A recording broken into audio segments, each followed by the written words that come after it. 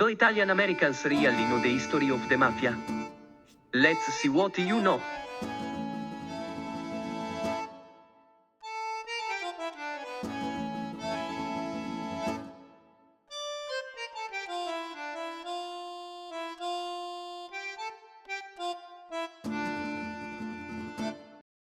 Hi, I'm Danielle Romero, and thanks so much for being with me today on my channel, where I've been exploring my family's hidden heritage and kind of talking about the American story of identity. My dad's side of the family are Italian Americans through and through. Both of his parents were Italian, and his dad's parents actually came over from southern Italy in the early 1900s. His mom's parents had come over a little bit earlier.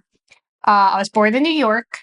And actually, if you've watched my channel for any amount of time, you know that I actually grew up hearing that I was Italian, 50% Italian, 50% Irish, and a little bit of French, even though the math doesn't really add up.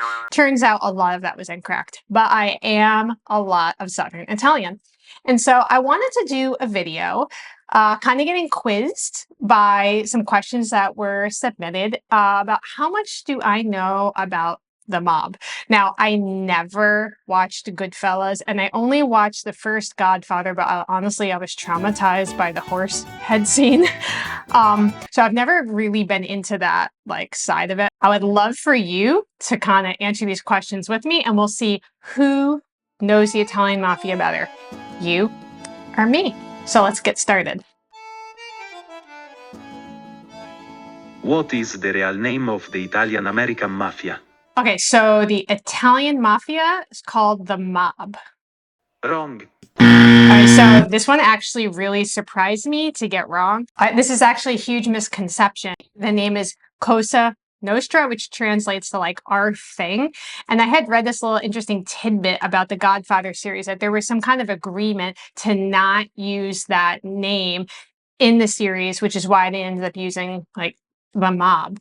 The Mafia is not typically referred to as the mob, as I've come to find out. That name's really been attached to them through American pop culture and media portrayals, which is kind of all I had known about it. Just that even the name I had totally wrong, and I was born in New York. Okay, next question. So let me know how you did on that one.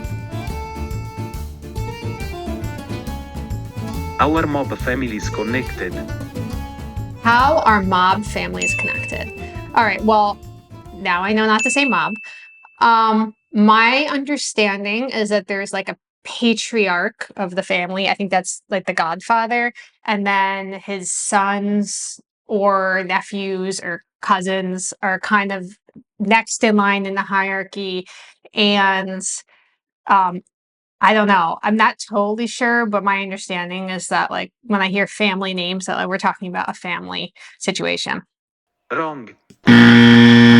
All right, so I was shocked that this was something that needed to be debunked, that the Cosa Nostra is not a bloodline-based system. This perception has been kind of put out by Hollywood and popular culture, but the truth is actually quite different.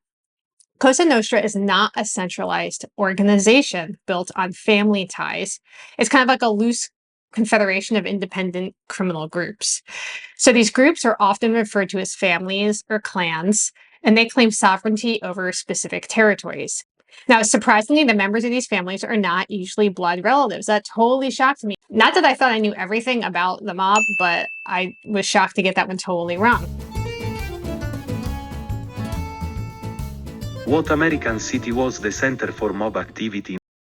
What American city was the original center for mafia activity? So I was kind of torn on this answer because immediately I want to say New York City was. And I was thinking, well, Chicago, Al Capone. So I was kind of torn. But in the end, I'm going to say New York. Wrong. That is so crazy that is wrong. Okay, so I'm guessing it's Chicago then. Wrong. Okay. So I don't know anything. So what city was it? Well, there's some debate, but during the late 19th and early 20th centuries, we've kind of talked about in other videos, there was a wave of Italian immigration that came in, including the Society of Cosa Nostra. Now, in America, the Italian American Mafia thrived during the Prohibition era. finding opportunities in illegal activities like bootlegging and labor unions and things like that. Well, contrary to popular belief, it wasn't the Big Apple that played host to the initial wave of Italian mobsters. It was the vibrant city of, drumroll please, New Orleans.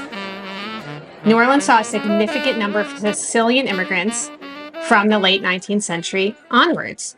The Louisiana Bureau of Immigration enticed Sicilians and Southern Italians, offering them opportunities beyond their previous lives as subsistence farmers. And soon the first seeds of Cosa Nostra were planted in the Big Easy, eventually spreading out across big cities in the United States. They established control over Italian dock workers and reaped profits from fruit trade. Actually, this is a tangential thing, but I learned that Sicilians are really the ones that brought lime and lemon over, I believe, into the United States. Like, if you ever have I have those little bottles of like lime juice that say Sicilian on it, and the lime ones say Sicilian. And that's the connection. Sicily had such a complex socio-political landscape, and it gave rise to the secret society of men who operated under their own rules and codes. So let me know how you did. I scored 0 out of 3 as a New York Italian American. Let me know how you did. If you were interested in any other videos I've done on my Italian heritage, including how Italians became white and why so many Italian Americans do not speak Italian, which is a video about the prison camps that Italian Americans were sent to during World War II, you can click one of these below and let me know how you did.